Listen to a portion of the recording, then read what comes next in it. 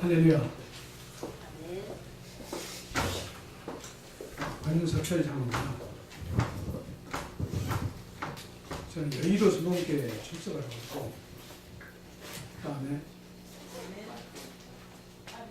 한반도 평화통일 재단이라고 하는 법인을, 혹시 여러분이 아시는지 모르겠습니다만 김원철 목사님이라는 분하고, 그 다음에 현재 2015년도 3월 10일 날 창설을 해서 현재 이영훈 목사님을 총재로 지금 모시고 있습니다. 그 한반도 평화통일 재단을 만든 그 취지는, 잘 아시다시피 우리 기독교인들이 시대적으로 어떤, 과연 여러 가지 사역이 있지만 가장 시대적으로 최고의 사역으로 삼는다면 무엇을 해야 될 것인가? 이 분단의 이 조국을 살아가고 있는 우리 기독교인이 어떤 사역을 해야 가장 보람 있는 사역이 될까? 해서 당시 부목사님 오래 계시는 김원철 목사님하고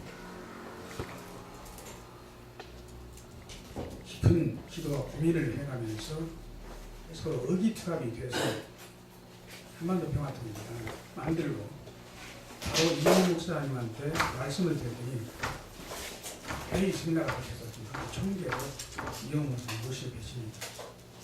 잘 아시다시피 우리 근현대사를 보면 한 시대를 바꾼다든지 그야말로 역사의 고비 때마다 우리 기독교인들이 큰 역할을 했습니다. 잘 아시다시피 1919년 3월 1일 독립만세 운동이 한 달간에 걸쳐서 벌어졌었습니다. 그때 가장 대표적인 인물로 유광실 열사도 있었고, 당시 우리 기독교인의 인구가 한 2천만이 됐었는데, 그 독립만세 운동에 참가한 백성들이 약 200만 가까이 됐습니다. 10%가 그 독립만세 운동을 참가를 했어요. 그런데 거기에 그 독립만세 운동의 가장 지도적인 역할을 한 것이 기독교인들입니다. 잘 아시다시피 민족대표 33인 중에서 절반 이상이 목사님, 장로님이었다는 것은 잘 아실 겁니다. 그런데 그때 독립만세 운동을 할 때 그 사람들이 무슨 축복을 받기 위해서 만세운동을 벌린 것도 아니고, 무슨 자기 개인적인 무슨 어떤 일이 잘 되기 위해서 어떤 지목적 차원에서 한 일이 아닙니다. 오로지 빼앗긴 나라를 다시 되찾자, 그 하나 일념이었습니다. 그리고 죽음을 뻔히 알았습니다. 태극기를 들고 나가서 만세를 외치면 외경들한테 그냥 총살을 당하죠. 죽음을 뻔히 알면서 그들은 나섰습니다. 그래서 잘 아시다시피 전 세계가 깜짝 놀랐습니다. 아니, 어떻게 이 조선 사람들은 죽음을 뻔히 알면서 독립만세 운동을, 태극기를 들고 빼앗긴 조국을 찾자는 그 일념으로 나왔습니다. 그것은 바로 뭐냐면 기독교적인 사생관이 투여됐다는 얘기입니다. 그리고 이 시대에 내가 예수 믿고 구원받은 자로서 또 성경 말씀대로 내가 무엇을 해야 할 것인가를 깨달았다는 얘기입니다. 그리고 당시 기독교인들이 전 국민의 1.5%였습니다. 전 국민의 1.5%의 기독교인들이 비기독교인들한테 엄청난 존경과 엄청난 사랑을 받았습니다. 바로 그런 일들을 주도했기 때문에. 그런데 역사적 사건이 6.25 전쟁 때 한번 보시자고요. 6.25 전쟁 때는 소위 해방되고 나서 김일성 정권이 들어서고 나서 가장 크게 탄압을 받은 사람들이 소위 지주 자본가들이지 않습니까? 그런 지주들이 주로 어디에 많았었냐? 바로 북한의 서북 쪽입니다.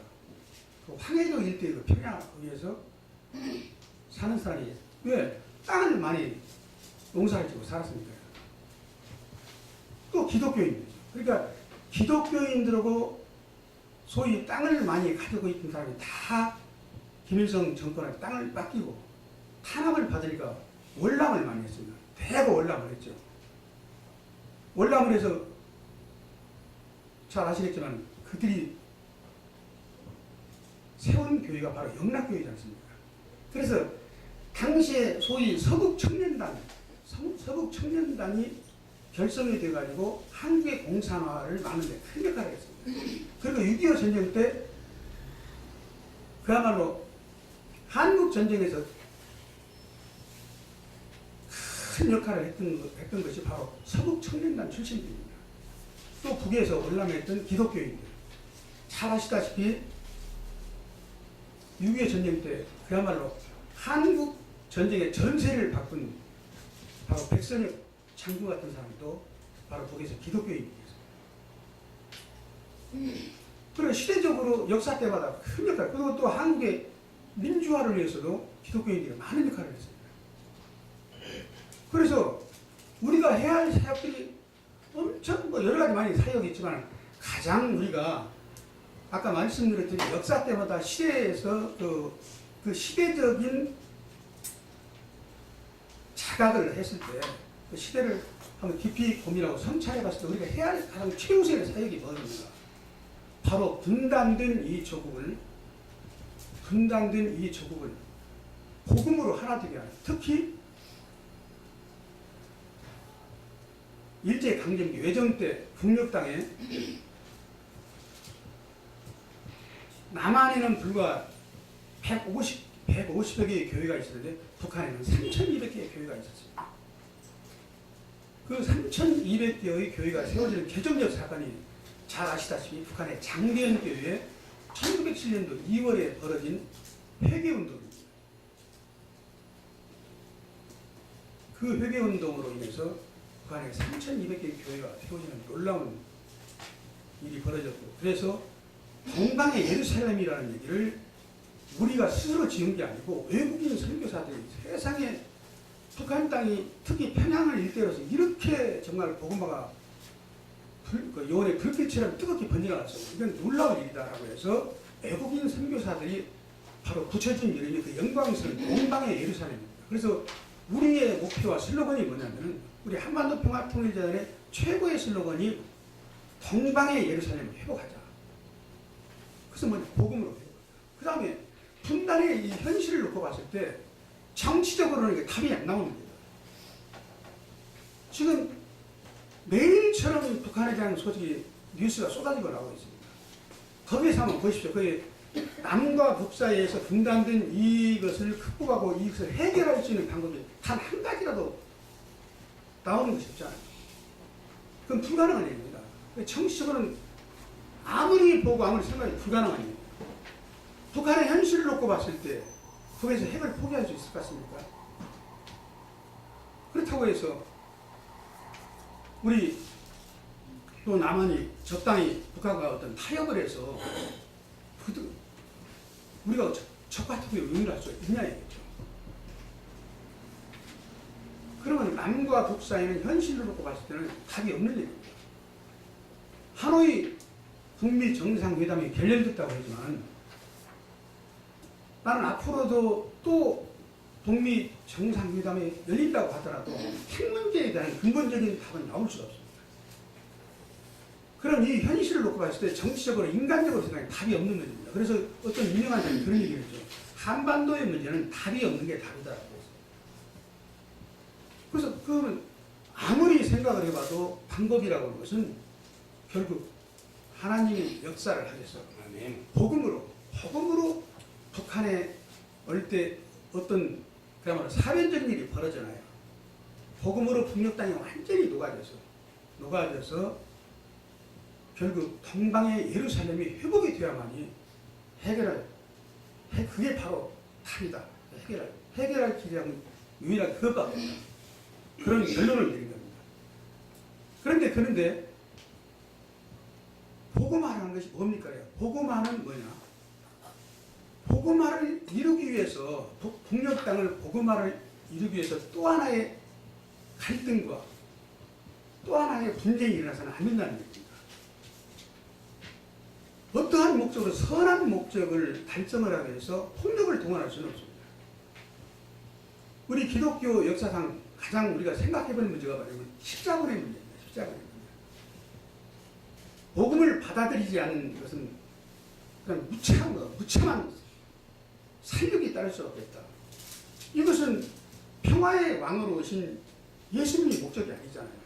우리가 복음화를 실현한다고 해서 복음을 받아들이지 않고 비기독교인이라고 해서 무조건 이 땅에서 멸절되어야 할 대상은 아니잖아요. 그래서 복음화를 한다고 하더라도 궁극적인 목적은 평화적인 겁니다.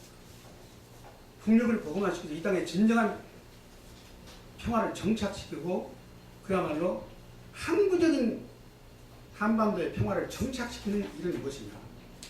바로 북녘 땅을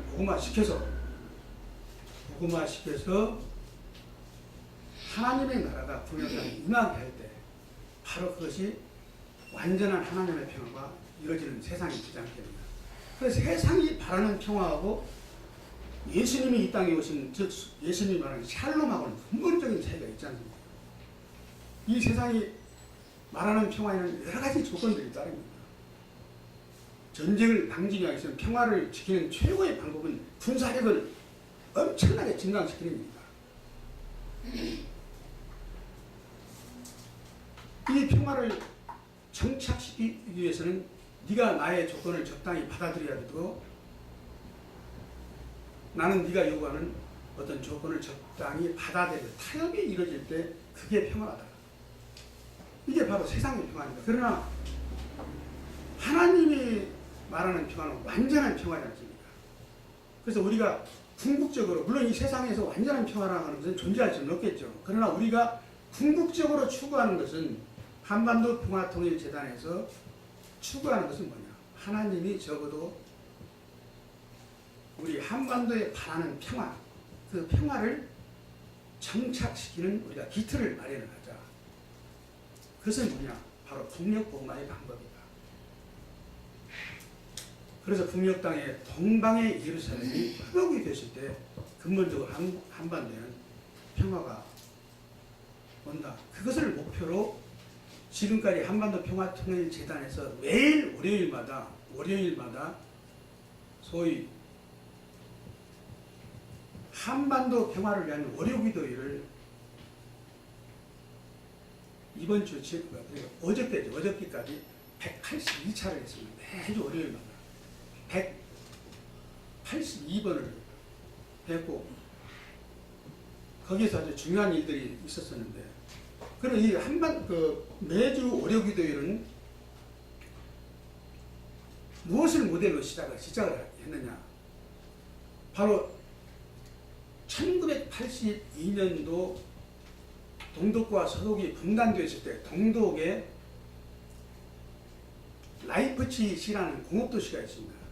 그 라이프치히시의 공업도시에 한 500년 된 교회가 있었는데 그 교회를 니콜라이 교회라고 해요. 성 니콜라이, 세인트 니콜라이 교회라고 하는데, 성 니콜라이 교회에서 지금 2014년도에 돌아가신 퓨얼러 목사님, 니콜라이 교회 담임 목사이셨던 퓨얼러 목사님, 그 다음에